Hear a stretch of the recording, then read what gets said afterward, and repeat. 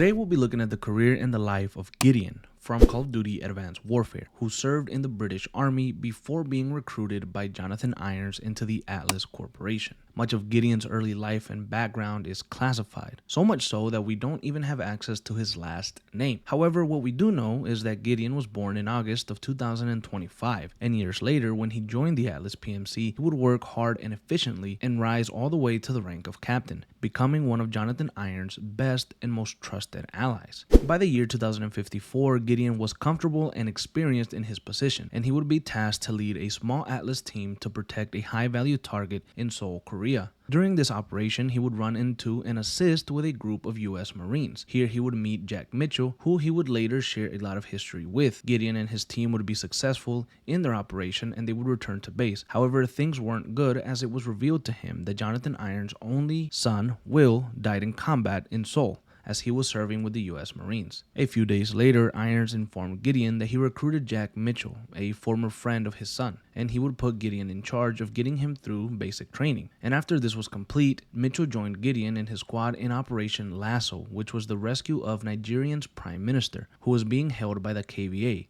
an international terrorist organization. After rescuing the prime minister, he revealed that Hades, the leader of the KVA, came to take a technologist, and he had already escaped with him. Gideon and the team pursue the KVA, and eventually the team catches up to them and retrieves the technologist. With the operation a success, the team later celebrates with Jonathan Irons joining them. However, this celebration would be short-lived, as the KVA would launch a massive attack on nuclear power stations all over the world. This would prompt Atlas to move in and help, with Gideon leading his team in an effort to push back against the KVA. However, the KVA would be successful in their terrorist attack, managing to destroy the power plants they targeted, and in the chaos, Mitchell almost lost his life, but Gideon would save him. Over the next 4 years, Atlas would become incredibly powerful and would be the world's leading PMC due to their help in the aftermath of the attacks that cost the lives of 50,000 people, and Gideon would become much closer to Mitchell and the rest of his team as they hunted down the KVA in search of their leader, Hades. After receiving valuable intel, Gideon and his team are sent to Detroit in order to find and capture Hades' right-hand man, Dr. Pierre Danois. They located Danois in an abandoned hospital and take him back to the Atlas headquarters, where he is interrogated by Lana, who is also part of Gideon's team. During the interrogation, Lana is able to retrieve information on a meeting where Hades will be present in Santorini, Greece. However, the op goes sideways and Hades' double is killed, leading to the pursuit of the real one in the streets of Greece. Eventually, Mitchell and Lana report back to Gideon, telling him that they were able to reach the real Hades and execute him. A little while later, Gideon and Mitchell learn from Lana that Irons knew of Hades' plan to destroy the power plant from the technologist 4 years earlier. What the hell's going on? Just watch this.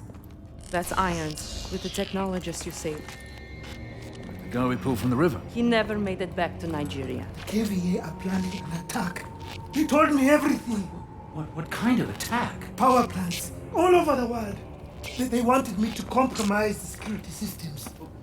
Where are they planning on hitting? Seattle, Paris, Tokyo. Thousands will die. We have to tell someone. No. We have to tell everyone. It's okay, it's all right. I'm gonna take care of this right now. Fuck me. He knew it. He knew and he let it happen. All those people dead and he fucking profited from it. Where did you get this? Hades. His last act before he died was giving us this. How do you know it's not It was coded and encrypted in our own algorithm. It's from Atlas. No one has seen this but us. Here, Gideon struggles with the truth and is in disbelief. As Atlas pursue Mitchell and Lana, Gideon is wrestling with what to do. He eventually corners his former team on the roof of a construction building and tells them that he will do his own digging, and if what Lana says is true, he will help them, and if it's not, he will come for them. After conducting his own research, Gideon realizes that Lana was telling the truth about Irons and Atlas. This leads him to defect with Sentinel and join his old teammates. Gideon would save Cormac, Lana, and Mitchell, who had been captured by Atlas forces, and after this, he would reveal the locations of a biochemical weapon being created by Atlas called Manticor. Target is a former lumber factory in Bulgaria. We'll converge on the rendezvous point and link up with Cormac and his team. 3 minutes to target. You were right about Irons. Just took me a while to figure it out. Better late than never, right? Went for you, we'd still be stumbling around in the dark. Just like old times, huh?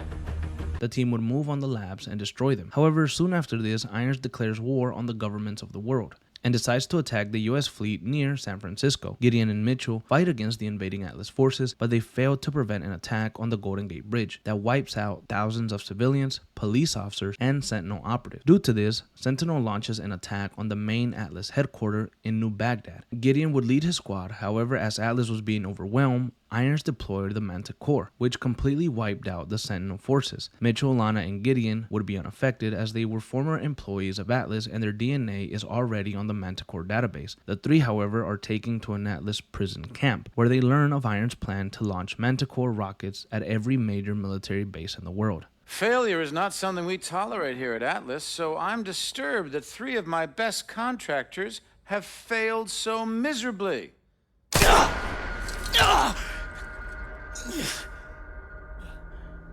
You're not young, but you are strong, Cormac. So I give you 20 minutes to bleed out. They manage to escape, but Cormac dies from blood loss. Mitchell, Lana, and Gideon vow to kill Irons and stop Manticor from being launched worldwide. Gideon and Mitchell use mech suits to infiltrate the Atlas headquarters, and they manage to destroy what remained of Manticor. However, Mitchell's mech suit is destroyed in the process, and Gideon helps him escape. However, they must stop Irons once and for all first, so the two make their way to find him. However, Irons incapacitated them due to having control of their exoskeleton suits. The city is falling, it's over! What I have started won't end with me. It's bigger than me, and it's certainly bigger than you. You think I'm a monster? That's only because you don't have the conviction to do what's necessary. Necessary? The attack on America, unleashing Manticor, killing thousands of innocent people? I'm saving the world from itself. When there's no one left to challenge Atlas, there will be no more wars. There had to be sacrifices along the way. Yeah, twisted fucks throughout history have used the same argument. I don't know who stopped the launch. They'll bring this entire building down on top of you. I could have killed you in the prison camp. I could kill you now. But I won't.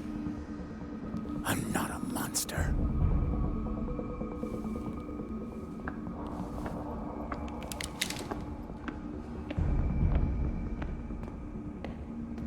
Mitchell, try to hit the release on your exo. And eventually, when Mitchell gets free, he chases after Irons, and Gideon follows not too far behind. When Gideon arrives, Mitchell tells him that Irons fell to his death. Gideon helps Mitchell out of the building as they continue their fight against Atlas.